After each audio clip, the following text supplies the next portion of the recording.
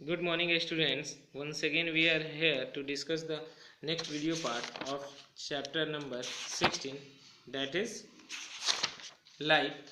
Okay, this is the November month portion, student, and we are starting the third video part of this chapter, and we are going to discuss defects of eye, आंखों की defects.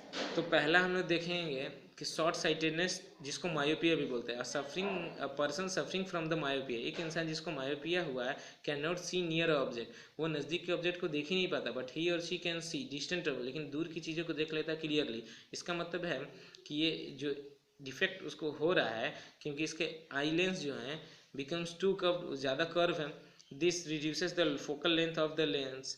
In myopia the image of an object is form, myopia में जो image बनता है object का, formed in front of the retina, retina के आगे ही बन जाता है। It can be corrected by using spectacles with a concave lens. ऐसे चश्मे पहनेंगे जिसमें कॉन्केव लेंस लगाओ तो ये डिफेक्ट ठीक हो जाए। ये देख रहे हो कि रेटिना के आगे इमेज के जो लाइन ऑफ इंटरसेक्शन से यहाँ पे इमेज बन जा रहा है, इसीलिए उसको ये नहीं दिखाई दे रहा, डिस्टेंस ऑब्जेक्ट्स क्लियरली नहीं दिखाई देते हैं।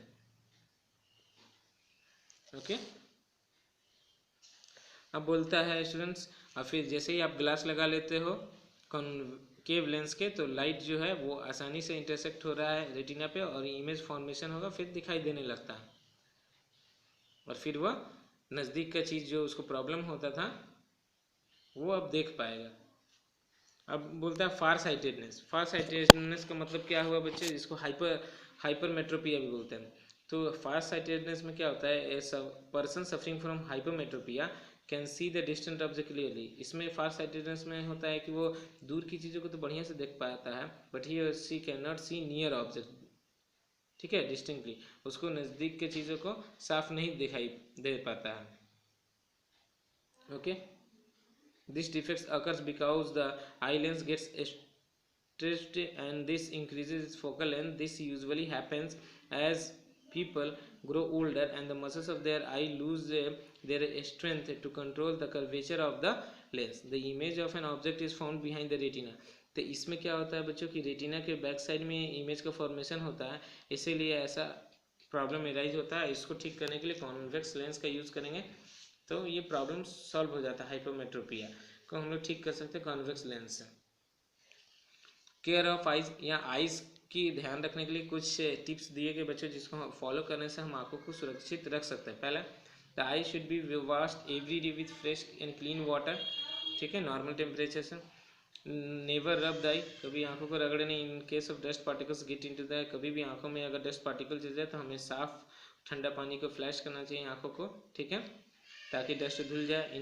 If a foreign particle like a splinter or a metal particle got into the eye, wash with clean water, cold water immediately. If it does not come out with water, rush to the doctor. Always keep your books or notebooks at a distance of 25 cm from your eyes, ठीक है, 25 centimetre की दूरी पर रख के ही पढ़िए। ईट a balance diet, एक suitable balance diet खाइए और जिसमें कि विटामिन ए भरपूर मात्रा में हो, ताकि इसे नाइट ब्लाइंडनेस, रतौंधी की बीमारी ना हो। बच्चों, do not spend much time on the computer screen या टेलीफोन या मोबाइल्स एंड टेलीविज़न कंप्यूटर और जो फ़ोन्स हैं लाइक स्मार्टफोन्स, बच्चों आप ज़्यादा देर इस पर ना बिताएं। विजुअली चैलेंज पीपल, अब विजुअली जो चैलेंज लोग हैं, जैसे कि जिनको दिखाई नहीं देता है, सम पर्सन इंक्लूडिंग चिल्ड्रन, कुछ इंसान हैं, पर्सन है जिसमें बच्चे भी हैं, वो हैंडीकैप्ड है विजुअली, उन्हें दिखाई नहीं दे, बॉडी तो पूरी तरह से वर्क करती है लेकिन आँख उतनी बेहतर तरीके से या न के बराबर काम करता है। They have very limited vision, बहुत कम विजन होता है या ना विजन होता ही नहीं है। Some persons can not see at all since birth, वो बचपने से, पैदाइश से वो कुछ नहीं देख पाता है। सम पर्सनस में loses their eye sight because of the disease, कुछ बच्चे तो या कुछ लोग तो कुछ समय के बाद बचपन से दिखाई देते रहता है, लेकिन कुछ समय के बाद किसी एक्सीडेंट के कारण उनकी रोशनी चली जाती है या किसी बीमारी के कारण।